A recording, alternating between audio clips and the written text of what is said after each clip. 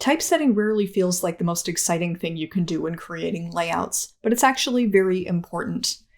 If your type isn't set well, your reading audience might not read your work because 1, it could be too intimidating, or 2, it could just be too hard to read. The other thing that good typesetting introduces to graphic design is some composition. You can use typesetting to create focal point. You can use it to create visual hierarchy. It also can be used just to simply create visual interest overall or add texture. But for today, I want to talk about basic typesetting, that stuff that you need to do to get people to read what you've written. I'm going to start with a little bit of text that I created earlier, and I'm going to drag it on top of this background that I created earlier. Just a little drag and drop. And the first thing you'll see is that the text was created later or earlier, so it is now behind my background. So I have to bring it forward. To do that, I'm going to go up to my object menu, and I'm going to choose Arrange and Bring to Front. The keyboard shortcut for that is the Command, Shift, and the right bracket key.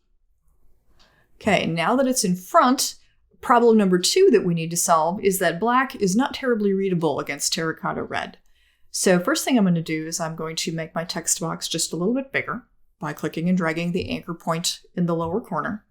And I am going to take my type tool from the tool palette, and I'm going to highlight all of my text. If you click inside a bit of text and you do Command A, that's select all, or you can just click and drag to highlight it. Once I have it highlighted, I'm going over to my swatches palette. Mine happens to be showing over in my right set of palettes docked to the side of my window. If I ever call for a palette or a menu or something that you don't have any idea where it is, try going up to the window menu. All of the palettes tend to be listed there. You click on it here and it should show up for you. Okay, so for my swatches, I'm going to choose the thing that's going to contrast the best against that dark background, which is white. If I click to deselect, you'll see that already that's a whole lot more readable. Still isn't inviting, but at least we're on the right path. The next thing I want to do is I want to select that text again, and I want to choose a basic typesetting for the body. I'm just going to do everything in one shot, so I need to choose an appropriate body font. Well, I'm working with, this is supposed to be a poster about the typeface Bodoni, so I'm going to try starting with the Bodoni font. I'm going to go over to my character palette. Mine happens to be docked again on the side of my screen. I'm going to choose that font name, and I am going to type the one that I need right in there so I can get right to it. I'm going to start with Bodoni Standard Book. And I'm going to choose that, and that's probably not going to work very well. It's pretty small. It's a little bit hard to read. Let's see if increasing the font size helps that. Font size is also under that character palette. I'm going to click a few up arrows, kind of incrementally to see where I get. It's better bigger, but it could be even better when we are doing reversed out type. That means light type against a dark background, which is what we have. You're really better off with sans serif fonts. So I'm going to choose one of my favorite sans serif fonts to use, which is Gill Sans. We'll see if that works any better.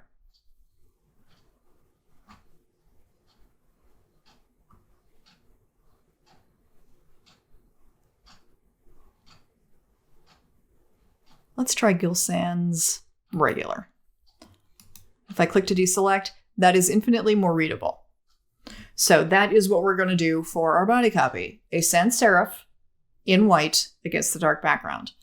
Now we need to start to break this big block up a little bit. This is when I say type is intimidating, a big block of text. It's like if you buy a textbook and you start thumbing through the thing and there's not a single picture in it, that's intimidating. Well, big blocks of text are intimidating. So in order to make them not intimidating, we do things like create headlines. And there are actually a few headlines available to us here. We're going to start with the main title at the top. I am going to keep it at Gill Sans because that's nice and readable. And push up my font size So we get something that looks more like a headline. Now you notice that as you get a bigger font size, you also get more space between the lines. That's called your leading. And when you start getting up above 24-point font, then you probably start wanting to drop down that leading. And the leading happens to be in the same character palette as your font size. So all of a sudden, we have a heading. And that helps. Well, there's a couple of more headings in here. There are some subheadings. There's a history and a best uses. And I'm going to go ahead and I'm going to highlight history. And I am going to also make that a little bit bigger, though not as big as the main heading. So I'm going to bring that up to something bigger than the body copy, but smaller than the big headline. And whatever I chose here, in this case it wound up being Gill Sans 25, I'm going to go down to best uses and make that the same.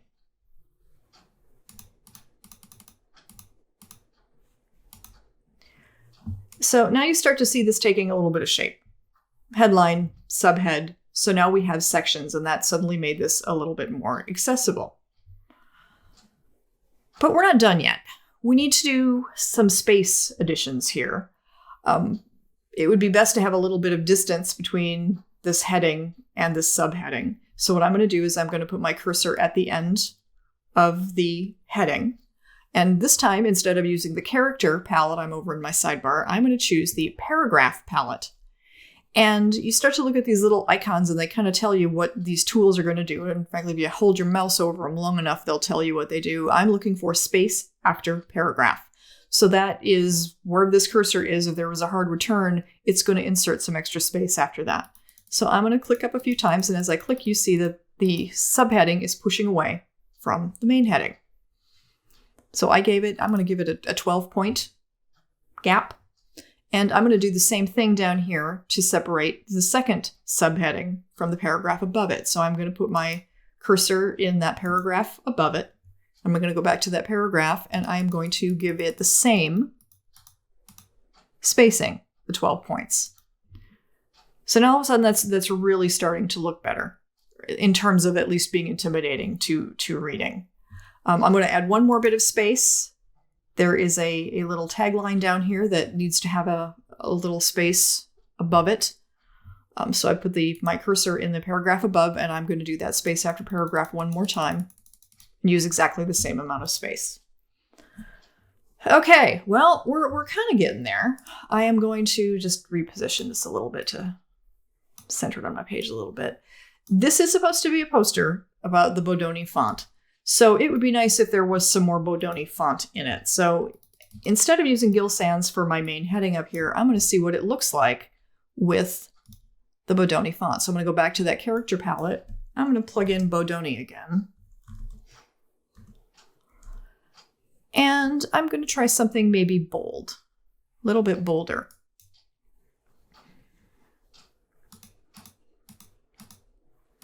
And I'm going to increase the name of the font designer a little bit. And I think I'm going to change that second level heading to the same.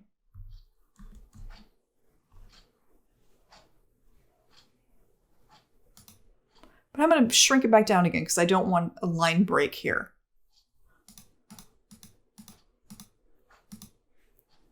And again, I feel like I'm getting a little bit of a gap between my two headline lines, so I'm going to select them both.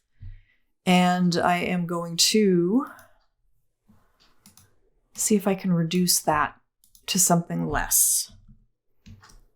Oh, 24 is a little too skinny. Now they're running into each other, so add a little bit more space between them.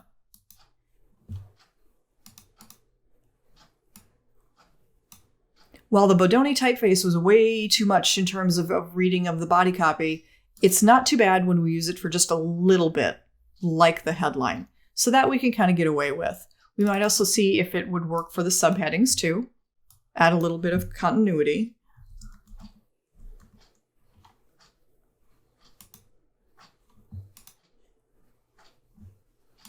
And repeat the same on the other subheading.